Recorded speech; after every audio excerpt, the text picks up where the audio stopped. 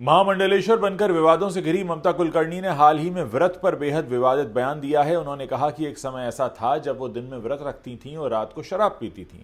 शराब के नशे में वो कई घंटों तक बाथरूम में बंद भी रहती थीं।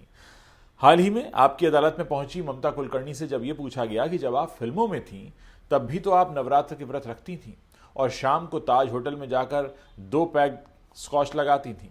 इस पर ममता कुलकर्णी ने कहा कि बॉलीवुड जब मेरी लाइफ का हिस्सा था तो मैं जिधर भी जाती थी शूटिंग में तो मेरे साथ 3 सूटकेस होते थे। एक सूटकेस कपड़ों का और एक मंदिर का सूटकेस हमेशा चलता था मेरे साथ। मुझे कोई भी रूम दिया जाता था तो पूरा एक टेबल मेरे चेहरे के लिए होता था। मैं टेबल पूजा के लिए रखती थी। मैं उस टेबल में देवी देवताओं को स्थापित करती थी और पूजा करने के बाद ही मैं शूटिंग में जाती थी।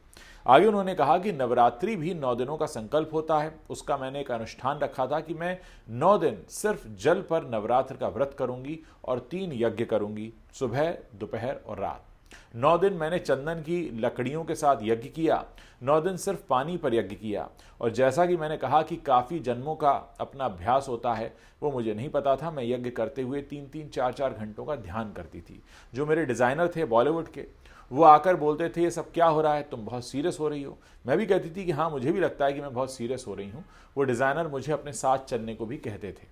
आगे ममता कहती हैं कि मैं जाती थी ताज में, 1-2 नवरात्र ऐसे हो गए, उस समय मैं स्कॉच लेती थी तो मैं 2 पैग मार लेती थी। मेरा डिज़ाइनर था कमलजीत नाम का, तो मैं उससे कहती थी कि कमल रुको, मैं वॉशरूम से आती हूँ। मेरी 9 दिन की तपस्या ऐसी थी कि मेरे अंदर कुछ था नहीं, अन्न नहीं था। ऐसे में शराब पीते ही मेरे अंदर आग सी लग जाती थी। मैं बाथरूम जाती थी तो आंख बंद करके बैठती थी। मुझे समझ नहीं आता था कि हो क्या रहा है। ऐसे कई बार 40 मिनट भी बीत जाते थे। बाथरूम के बाहर भीड़ लग जाती थी। मेरे डिज़ाइनर और मेकअप वाले बाहर से दरवाज़ा खटखटाते थे कि मैं ठीक हूँ या नहीं। तो मैंने उनसे कहा कि सॉरी, मुझे नहीं पता कि मेरे साथ क्या हुआ। अब ये जो बयान है ममता कुलकर्णी का, ये काफ़ी विवादास्पद है। एक तो ये कि उन्हें सीधे महामंडलेश्वर बनाया गया, फिर उस पद से हटाया गया, फिर उनका ये इंटरव्यू, उन पर लगे आरोप, उनका टॉपलेस फोटोशूट, उनका अंडरवर्ल्ड से कनेक्शन, उनका ड्रग की दुनिया से कनेक्शन, उनका व्रत में शराब पीने की बात कहना, ये तमाम बातें हैं जो इस समय ममता कुलकर्णी को बहुत सारे कंट्रोवर्सीज के बीच में रखी हुई हैं।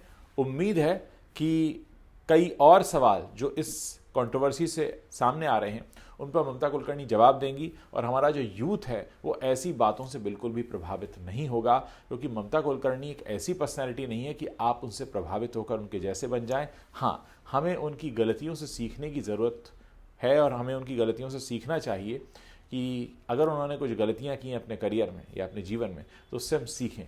दोस्तों, ये सारे वीडियो बनाने का मकसद आपको ये बताना होता है कि ज़रूरी नहीं है कि जो शख्स मशहूर हो गया है वो बहुत कामयाब भी है या उसके जैसा आपको बनना चाहिए। कई बार लोगों में ऐसी खामियां भी सामने आती हैं जो उनके मशहूर होने के बाद पता चलती हैं कि मशहूर होने के बावजूद, कामयाब होने के बावजूद उनमें कई खामियां थीं जो यूं ही रह गईं। क्या सोचते हैं आप ममता कुलकर्णी के बारे में? मेरे इस वीडियो के नीचे कमेंट सेक्शन में लिखकर ज़रूर बताइए।